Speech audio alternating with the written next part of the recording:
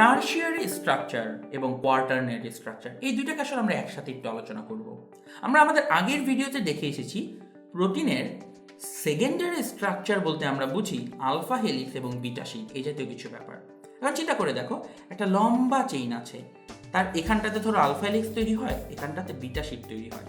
তাহলে এই লম্বা চেইনটাকে যখন রিয়েল লাইফে দেখবো ব্যাপারটা কিরকম হবে, দেখা যাবে যে প্রথমে কিছুক্ষণ একটা আলফা হেলিক্স তৈরি করছে, তারপরে এই প্রোটিনটা আবার কিছুক্ষণ একটা বিটা শিট তৈরি করেছে, হয়তো এরপরে আরেকটা আলফা হেলিক্স তৈরি করবে, হয়তো এরপরে আরেকটা বিটা শিট তৈরি করবে।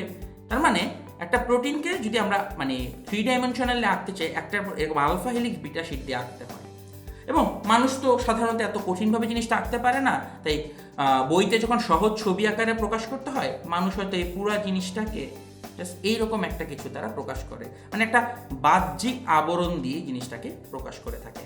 এখন বুঝতে হবে এই আলফা হেলিক্স এবং বিটা শিটগুলো হচ্ছে সেকেন্ডারি স্ট্রাকচার। মজার ব্যাপার হচ্ছে এই আলফা হেলিক্সগুলো আবার একটা আরেকটার সাথে ইন্টারেক্ট করে। তার মানে ধরো এই বিটা শিট তারা একজন আরেকজনের সাথে কোনো রকমের অ্যাট্রাকশন করে, আবার এই আলফা হেলিক্স তারা অ্যাট্রাকশন করতে পারে, এই বিটা শিট আলফা হেলিক্স তারাও নিজেদের মধ্যে অ্যাট্রাকশন করতে পারে। এর একটা সবচেয়ে বড় উদাহরণ হচ্ছে আমাদের নিজেদের চুলে খুব ইন্টারেস্টিং একটা ঘটনা ঘটে। চুলে একটার পর একটা বিটা শিট থাকে, একটার পর একটা, কিন্তু বিটা শিটগুলো থাকে অ্যান্টি প্যারালাল, একটা যেদিকে তার পর একটা থেকে থাকে তার উল্টা ডিরেকশনে। চুলের মধ্যে এরকম একটার পর একটা অসংখ্য বিটা শিট থাকে, একটার পর একটা এরকম তৈরি হতে থাকে, এবং এই একটা বিটা শিট এবং আরেকটা বিটা শিটের মাঝখানে নানা রকম হাইড্রোজেন বন্ধন তৈরি হয়।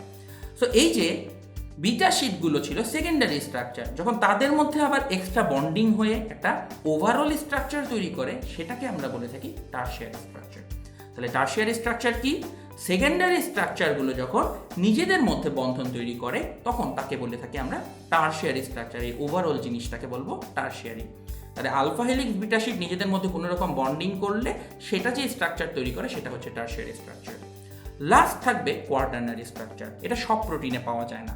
কোয়াটারনারি স্ট্রাকচার সেই প্রোটিনে পাওয়া যায় যেই প্রোটিনে একাধিক পেপটাইড চেইন থাকবে, অর্থাৎ তাদের মোর দেন ওয়ান পেপটাইড চেইন বিদ্যমান। যেমন ধরো ইনসুলিনে দুইটা চেইন থাকে, একটা হচ্ছে এ চেইন, একটা ধরো বি চেইন।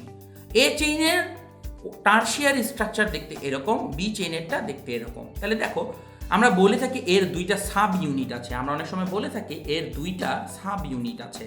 একটা সাব ইউনিট হচ্ছে দেখতে এরকম এবং আরেকটা সাব ইউনিট দেখতে হচ্ছে এইরকম।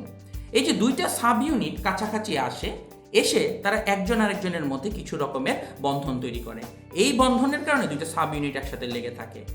এই একাধিক চেইন বিশিষ্ট প্রোটিনের দুইটা সাব ইউনিট যখন একসাথে জোড়া লেগে একটা বড় স্ট্রাকচার তৈরি করে, তখন তাকে আমরা বলে থাকি কোয়াটারনারি স্ট্রাকচার। তাহলে বোঝো, সব কিছুতে এই কোয়াটারনারি স্ট্রাকচার পাওয়া যাবে না।